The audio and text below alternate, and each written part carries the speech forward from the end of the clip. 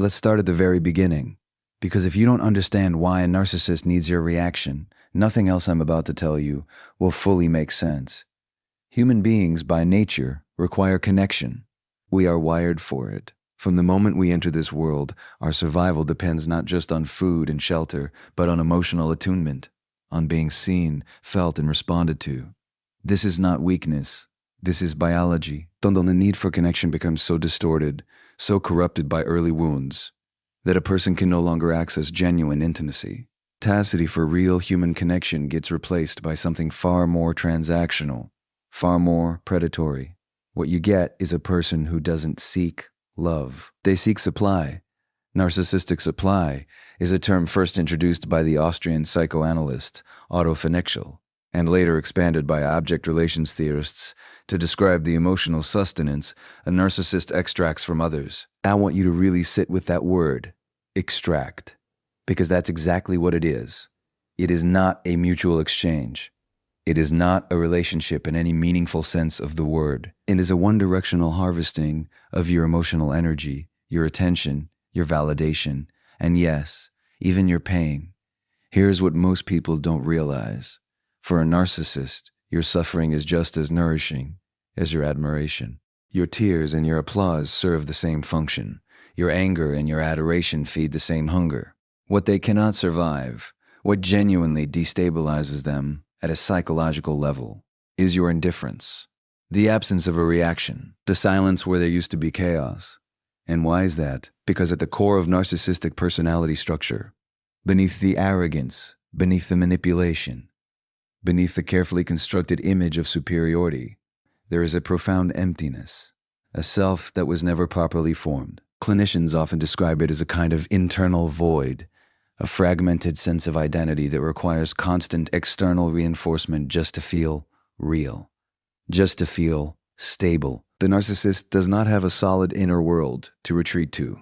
They have only the mirror you hold up for them. This is not an excuse. I want to be very clear about that. Time the psychology of why someone causes harm does not obligate you to continue absorbing that harm. But it does give you something extraordinarily powerful. It gives you clarity. Clarity, for a survivor of narcissistic abuse, is one of the most radical acts of healing available to you. Times at first, when you begin to see the narcissist's behavior not as evidence of your inadequacy, but as a symptom of their dysfunction, when you stop taking the bait personally and start seeing the mechanism behind it, something shifts. Different dynamic, and start becoming an observer of it. And that shift in perspective is where your freedom begins. You are never the problem, you are the resource. But the moment you understand the difference between those two things, you understand exactly what kind of power you hold. Because here's the truth that we will keep returning to throughout everything I share with you today. A narcissist can handle your hatred. They can handle your love. They can handle your confusion, your pleading, your outrage. What they cannot handle, what they have absolutely no defense against, is being treated as though they simply do not matter.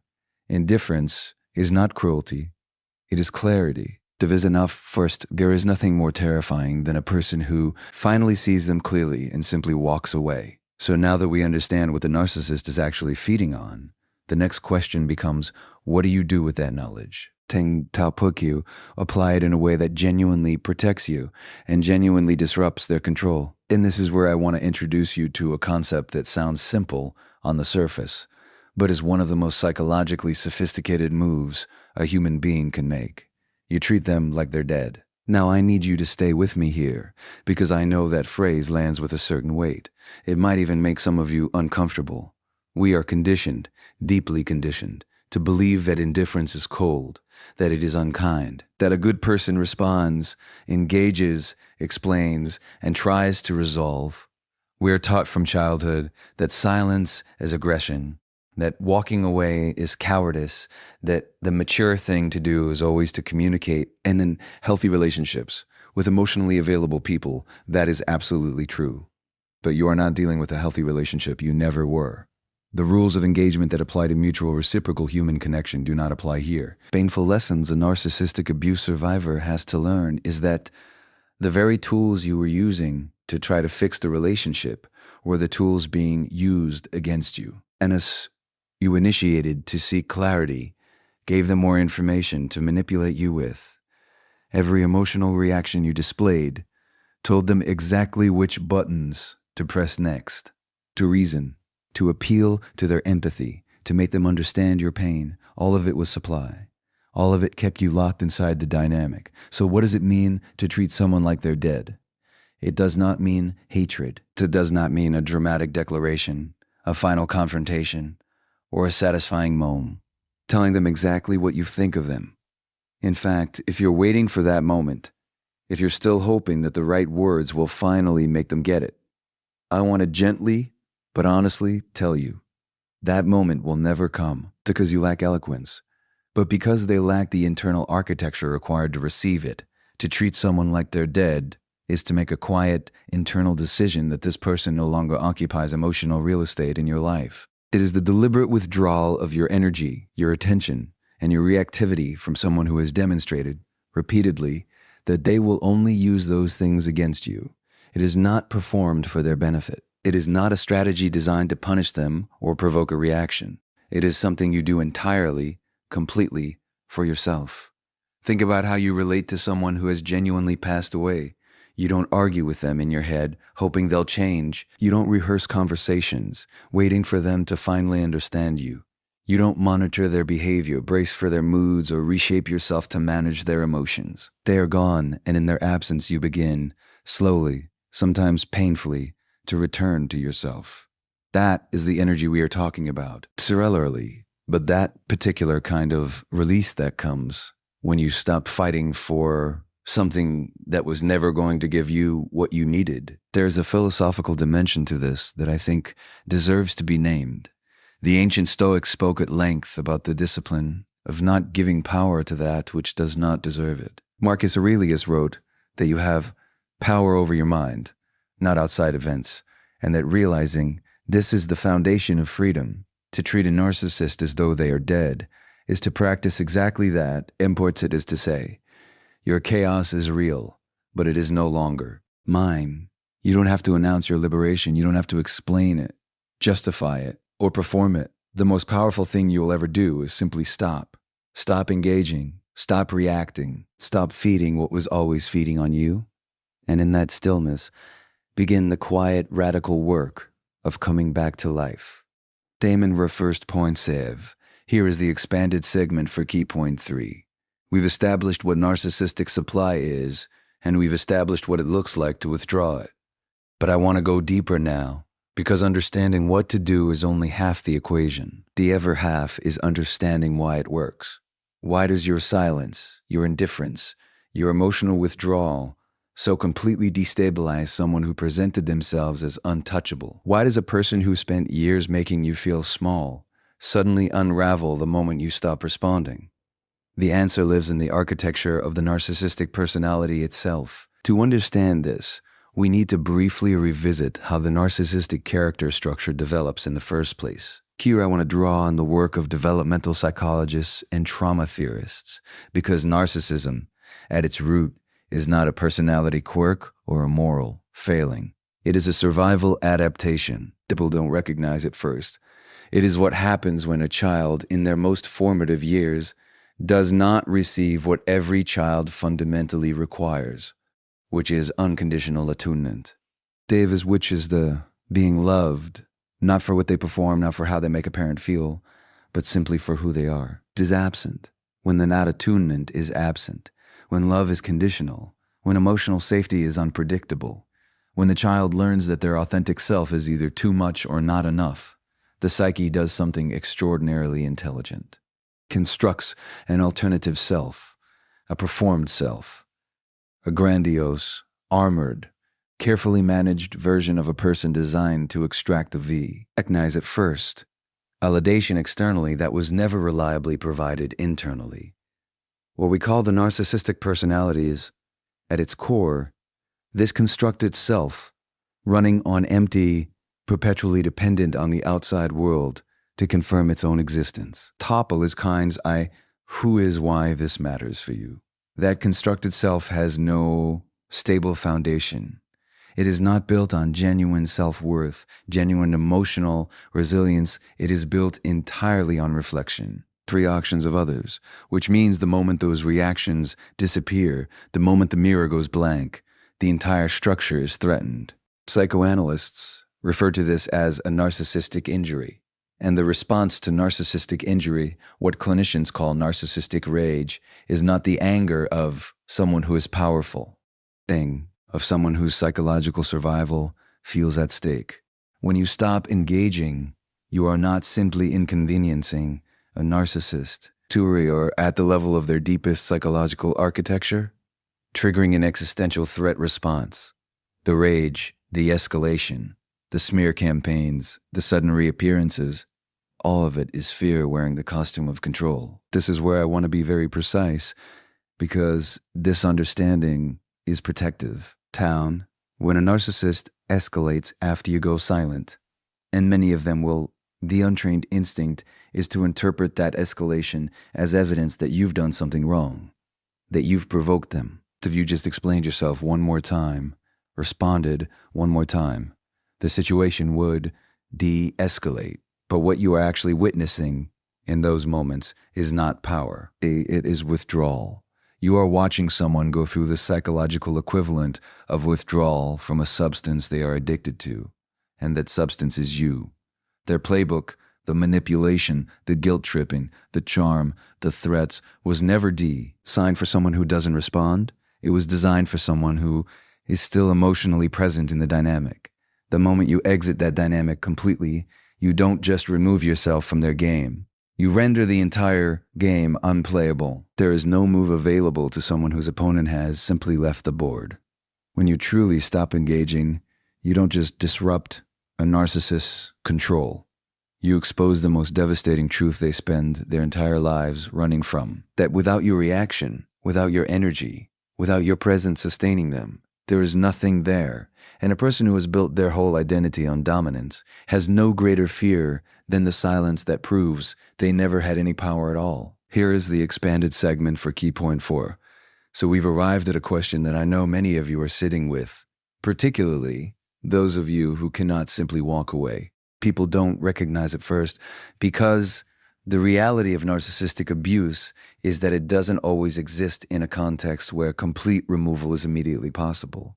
There are co-parenting arrangements. There are shared workplaces. There are family systems where the narcissist sits at the center of every gathering, every holiday, every obligatory event. For those of you navigating those circumstances, the instruction to go no contact, as valid and as healing as it is, can feel not just impractical, but almost cruel in its simplicity. So what do you do when complete silence isn't an option? How do you protect your energy, your identity, and your psychological integrity when forced contact is simply a reality of your life? This is where the gray rock method becomes not just useful, but genuinely transformative. Time is elegant in its simplicity, and I want you to picture it literally for a moment. Think of a gray rock, not a striking gemstone, not a jagged, dramatic cliff face, just a Tation my Verstead, an ordinary, unremarkable, completely uninteresting gray rock sitting on the ground. You walk past it without a second glance. There is nothing about it that invites your curiosity, provokes your emotions, or demands your attention. It simply exists, neutral, flat, and utterly devoid of anything worth engaging with. That is what you become.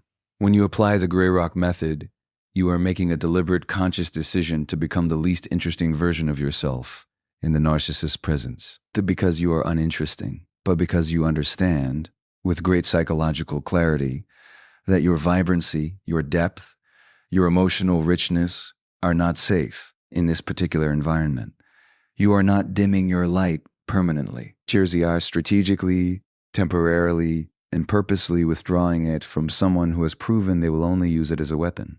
In practical terms, this means your responses become short, factual, colorless. Trapdoor. When they probe for emotional reactions, you offer none.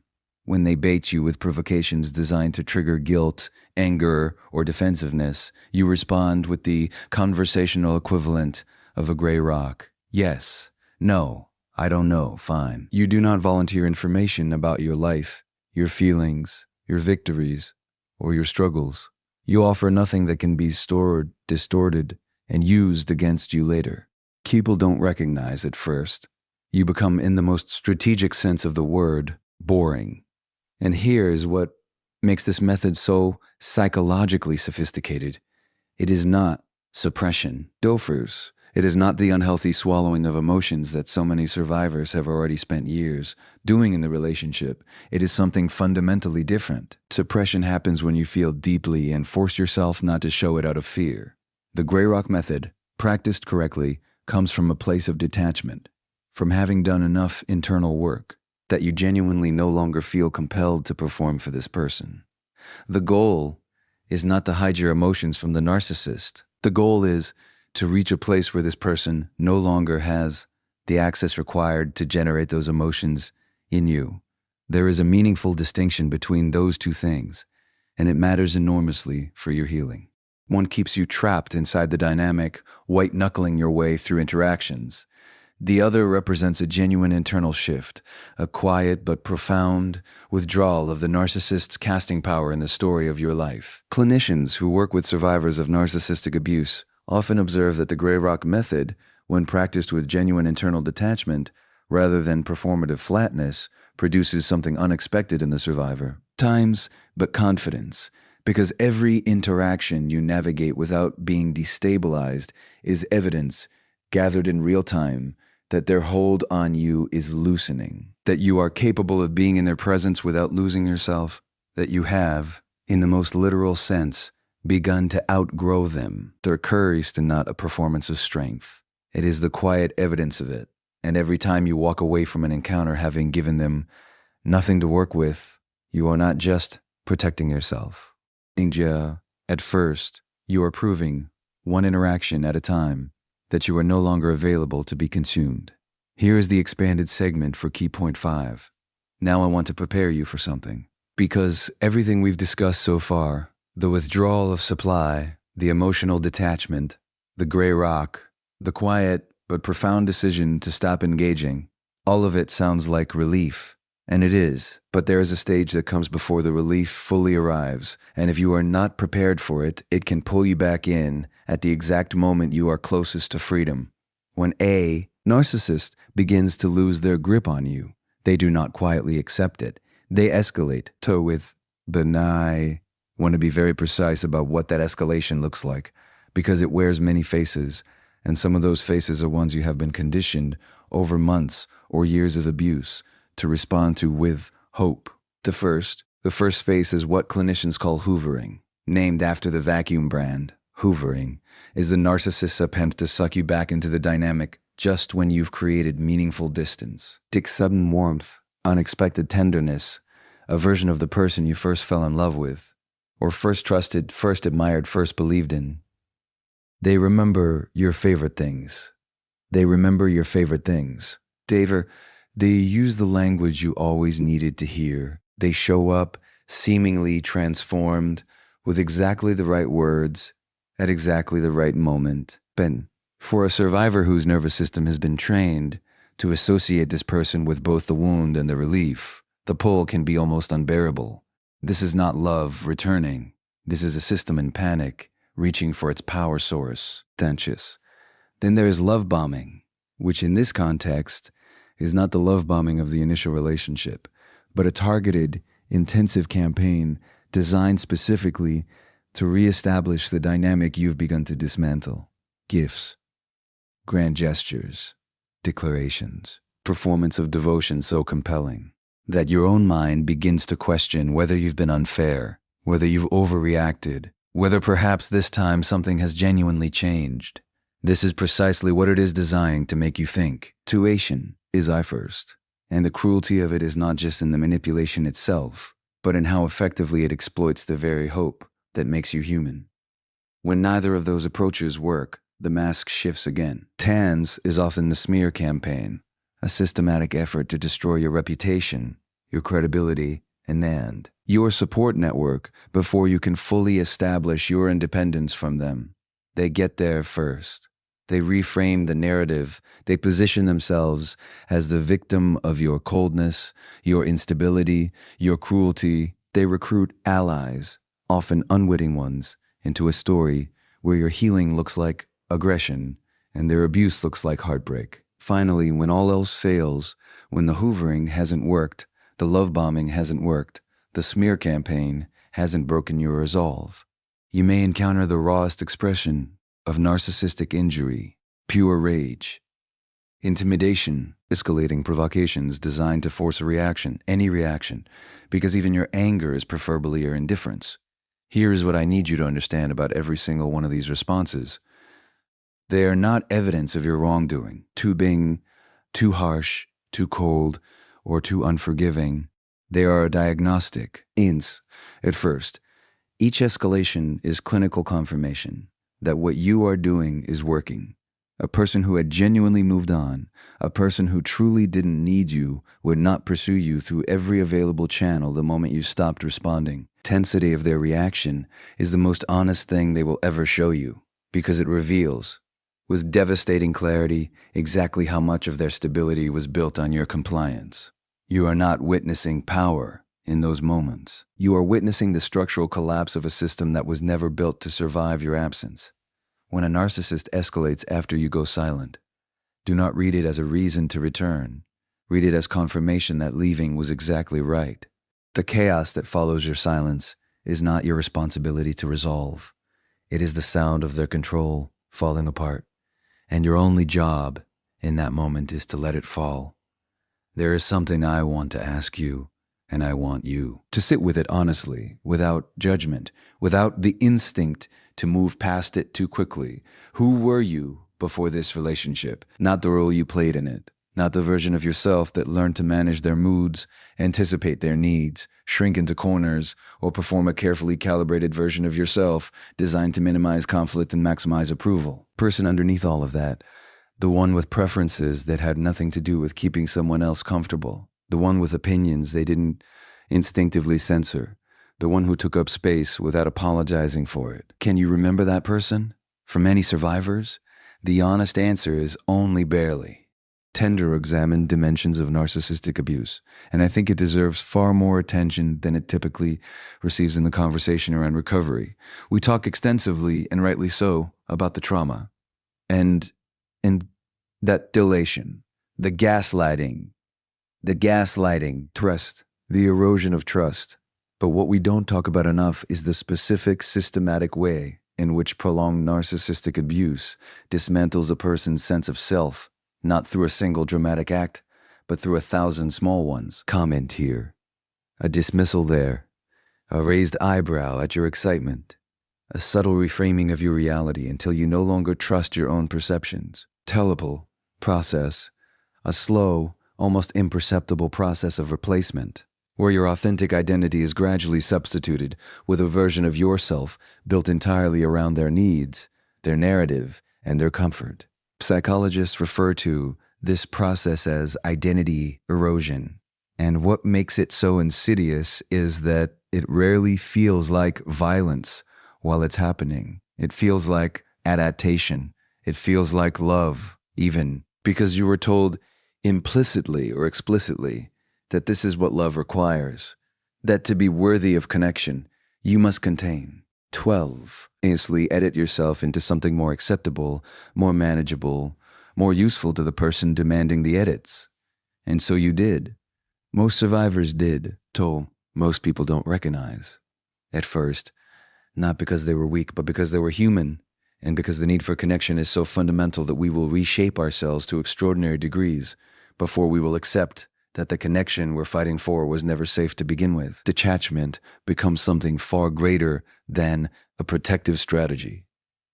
When you begin to withdraw your energy from the narcissist, when you stop monitoring their moods, stop anticipating their reactions, stop organizing your inner world around their instability, something remarkable begins to happen in the space that opens up. People don't recognize at first. You start slowly and sometimes disorientally to hear yourself. Again, your own thoughts, unfiltered by the question of how they will respond. Without the immediate reflex to suppress or justify them, your own desires surfacing from beneath years of being told they were either too much or entirely irrelevant. This is not a small thing. This is, in the most literal psychological sense, the beginning of the reconstitution of a self, and it does not happen through grand gestures or dramatic reinvention. It happens in the quiet moments. In the morning, when you realize you made a decision without consulting their imagined reaction. In the evening, when you sat with your own emotions and didn't immediately reach for distraction. True, accumulating experience of existing in your own life as its primary author, rather than a supporting character in someone else's. Dr. Gabor about authenticity is a biological need, not merely a philosophical preference, but a genuine physiological requirement for human well-being. When we are forced into chronic inauthenticity, the body keeps score. The nervous system holds the cost. Recovery, then, is not simply emotional. It is somatic, and it is the slow restoration of alignment between who you actually are and how you are actually living. Detachment from a narcissist is not the end of something. It is the beginning of the most important relationship you will ever be asked to rebuild. The relationship is with yourself, the self that was always there, underneath everything they told you to be, waiting with extraordinary patience for you to finally come home. Here is the expanded segment for Key Point 7. For Key Point 7, Deveres, there is a question that haunts almost every survivor of narcissistic abuse at some point in their journey, and it is one that carries an enormous amount of shame, so I want to address it directly and without any softness around the edges. The question is this: why couldn't I just leave? Why, even when I could see what was happening, even when some part of me knew, did I stay? Why did I go back? Why did I keep trying towards someone who was hurting me feel times stronger than the pull toward my own safety and peace? If you have asked yourself that question, I want you to understand something with absolute clarity. The answer has nothing to do with weakness, poor judgment, or a lack of self-respect. The answer is neurological, pathological.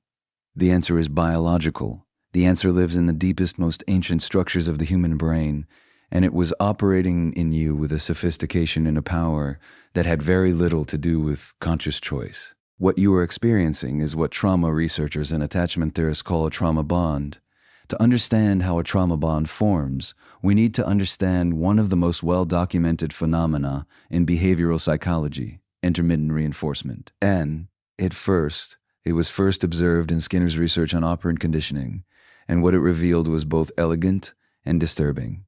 When a reward is delivered inconsistently, not every time a behavior occurs, but unpredictably, randomly, sometimes yes, and sometimes no, the psychological attachment to the pursuit of that reward becomes dramatically more powerful than when the reward is delivered reliably. Genes operate on this exact principle. And so, whether consciously or not, does the narcissistic relationship dynamic. In the early stages of a relationship with a narcissist, the reward is overwhelming. The love bombing, the intensity, the feeling of being chosen and seen and cherished. It activates the brain's dopamine system with a force that few experiences in ordinary life can match.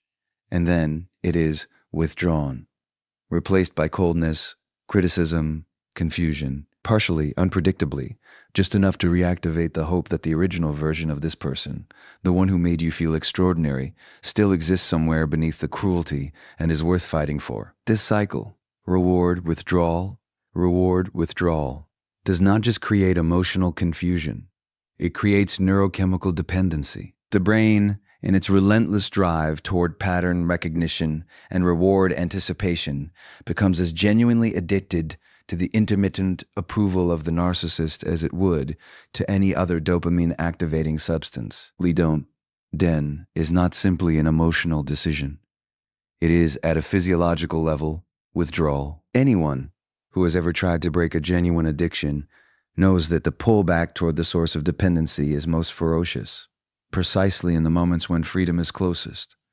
Layered beneath this is the attachment wound itself. Many survivors of narcissistic abuse, though certainly not all, carry early attachment injuries that made the familiarity of the narcissistic dynamic feel, on some deep and largely unconscious level, like home. Not because they wanted to be mistreated, that framing is both inaccurate and cruel, but because the nervous system orients toward the familiar. consistency arrived together in the earliest chapters of their lives, and the psyche, in its extraordinary complexity, continued to seek out that same configuration in adulthood. This is not a character flaw. This is a wound seeking resolution, and the recognition of that distinction. The movement from self-blame to self-understanding is not a minor psychological adjustment. It is the foundation upon which every other aspect of genuine recovery is built, because you cannot heal what you continue to condemn yourself for. You cannot release a bond you are still punishing yourself for having formed. The trauma bond was not a failure of your intelligence or your strength. It was evidence of how profoundly human you are. Why couldn't I leave sooner? And start asking, why couldn't I leave sooner? And start asking, what do I need to heal now? You have made the single most important pivot available to you on this entire journey. These arrive that almost every survivor of narcissistic abuse recognizes the moment I name it, and yet even in recognition, it remains one of the hardest patterns to break. It is the compulsion to explain yourself, to justify your decisions, to provide reasoning, context, and emotional evidence for the boundaries you are attempting to set, as though the boundary itself is not sufficient and requires a courtroom-level argument before it can be considered valid. Telegonize it first. I want you to trace that compulsion back to where it was learned. Because it was learned, it did not arrive with you. In a healthy relational environment, explanation and communication are genuinely useful. Two people with mutual respect and emotional availability encounter a disagreement or a limit. Talking it through produces understanding, and understanding produces resolution. Explanation serves a real function in those dynamics. But what happens when you bring that same tool into a relationship with someone who has no intention of understanding you, someone whose primary interest in your explanation is not comprehension, but ammunition? What happens is that every reason you give becomes a gap they can argue through. Every emotion you disclose becomes a vulnerability they can exploit. Every justification you offer becomes evidence in a counter-narrative they are alaria. Constructing, one in which your boundary is unreasonable, your feelings are exaggerated, your perception of events is fundamentally flawed, and their behavior is entirely justified by your own failures and inadequacies. Thames, hoping for resolution. They came to the conversation hoping for resolution. They came to it looking for an opening. This is the machinery of gaslighting in one of its most sophisticated forms. And the deeply painful irony is that the more articulately you explain yourself, the more material you provide for the dismantling of your own reality. Survivors often describe spending hours, sometimes days, in conversations that began as attempts to establish a simple boundary and ended with them questioning their own sanity, apologizing for things that were done to them, felt more trapped than before the conversation started. So let me offer you something that may initially feel counterintuitive, but which carries an enormous amount of psychological liberation within it. You do not owe anyone an explanation for protecting yourself. And most people don't recognize, at first, a boundary is not a proposal. It is not a discussion point. Without an opening position in a negotiation. It is a statement of what you will and will not participate in. And its validity does not depend on the other person's agreement, understanding, or approval. This is a radical concept for many survivors, because the entire relational architecture of narcissistic abuse is built on the premise that your needs, your limits, and your reality require external validation before they count. Tactically, and often ruthlessly, to believe that your boundaries were only legitimate if they could withstand cross-examination, that your feelings were only real if they could be proven, that your perception of events was only trustworthy if it aligned with theirs. And so you kept explaining, kept justifying, kept trying to build a case convincing enough that they would finally have to concede your right to simply exist on your own terms. That concession was never coming, not because your case wasn't strong enough, but because the goal was never understanding. The goal was engagement. Explanations, however reasonable, however eloquent, however emotionally honest, were the most reliable form of engagement available to them. When you stop explaining, when silence becomes your answer, when no becomes a complete sentence, when no becomes a complete sentence. Tutorial that used to follow every boundary you attempted to set.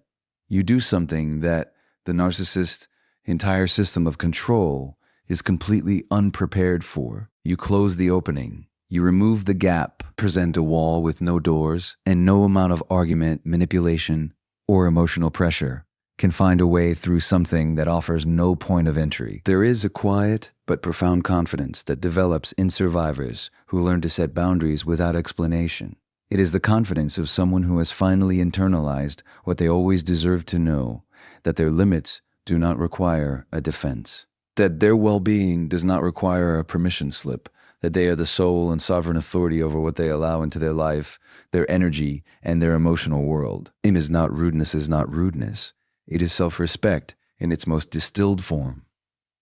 People don't recognize it first, and when you finally stop justifying your right to protect yourself to the person who made protection necessary, you have reclaimed something they spent years trying to convince you that you never had, the unquestionable authority of your own voice.